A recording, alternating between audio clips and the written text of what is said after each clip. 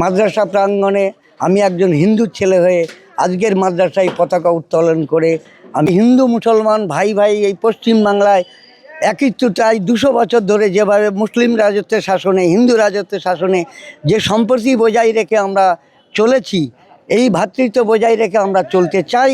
এই পদের ঐতিহ্য, ভারতবর্ষের ঐতিহ্য, হিন্দু মুসলমান আমরা সবাই একসঙ্গে যে বসবাস করি, এটাই তার নিদর্শন, এটাই তার একটা উজ্জ্বল নিদর্শন বলে আমি মনে করি।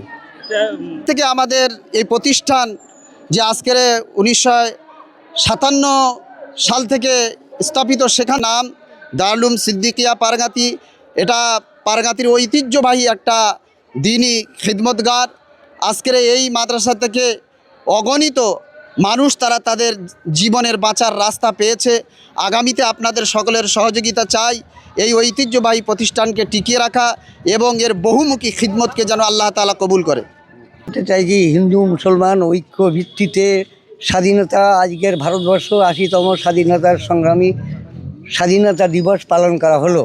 মৌলানা আবুল কালাম আজাদ আরও বিভিন্ন মুসলিম সম্প্রদায়ের মানুষ ভারতবর্ষ হিন্দু মুসলিম ঐক্যভাবে ভারতবর্ষকে 1947 সালে স্বাধীনতাকে অর্পণ করা হয়েছে। আমরা স্বাধীনতা পেয়েছি।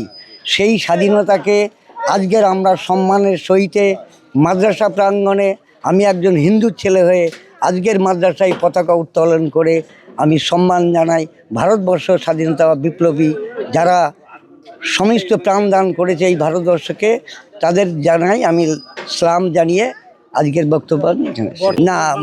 এই ভারতবর্ষ পশ্চিমবাংলায় যা পরিবেশ পরিস্থিতি, যে সাম্প্রদায়িক রাজনীতি বর্তমান সরকার শাসক যে করছে, এটা আমরা তীব্র বিরোধিতা মনে করছি। আমরা হিন্দু মুসলমান ভাই ভাই এই পশ্চিমবাংলায় একত্রতায় 200 বছর ধরে যেভাবে মুসলিম রাজত্বের শাসনে হিন্দু রাজত্বের শাসনে যে সম্প্রীতি বজায় রেখে আমরা চলেছি, এই ভ্রাতৃত্ব বজায় রেখে আমরা চলতে চাই। এই পশ্চিমবাংলায় এই বিভাজন রাজনীতিকে আমরা নিন্দনীয় জানাচ্ছি, আমরা প্রত্যাখ্যান করতে চাইছি। এইভাবে আমরা তা তীব্রভাবে প্রতিবাদ জানিয়ে বলতে চাই, আমরা ভাই ভাই হিন্দু মুসলমান সবাই ঐক্যবদ্ধ কাঁধে কাঁধ দিয়ে হাতে হাত দিয়ে আমরা মিলিতভাবে সমৃদ্ধ বসবাস করে চলতে চাই। এই বলে কি বলবেন, আপনার মাদ্রাসার প্রাঙ্গণে একটা হিন্দু ভাই এসে পতাকা উত্তোলন করলে, জাতীয় পতাকা? এটাই আমাদের ঐতিহ্য, ভারতবর্ষের ঐতিহ্য, হিন্দু মুসলমান আমরা সবাই একসঙ্গে যে বসবাস করি, এটাই তার নিদর্শন, এটাই তার একটা উজ্জ্বল নিদর্শন বলে আমি মনে করি। ইতিহাস সম্পর্কে জানে না, এটা তারা কিছু বোঝে না, সেই কারণে তারা মূর্খের মতন কথা বলে।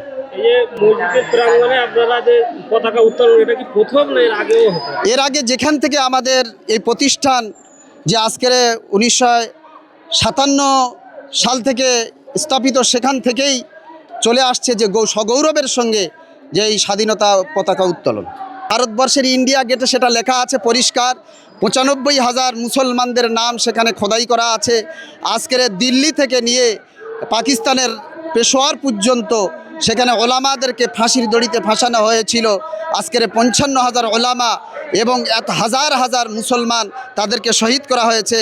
আজ ক্ষুদিরাম বসু, আজকের মাতঙ্গিনী হাজরা, তারা সমস্ত সবগুলো মিলিয়ে আজকের ভারতবর্ষে এই স্বাধীনতাকে আমাদের হাতে এনে দিয়েছিলেন।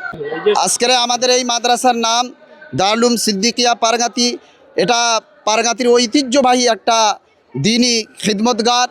আজকের এই মাদ্রাসা থেকে অগণিত মানুষ তারা তাদের জীবনের বাঁচার রাস্তা পেয়েছে।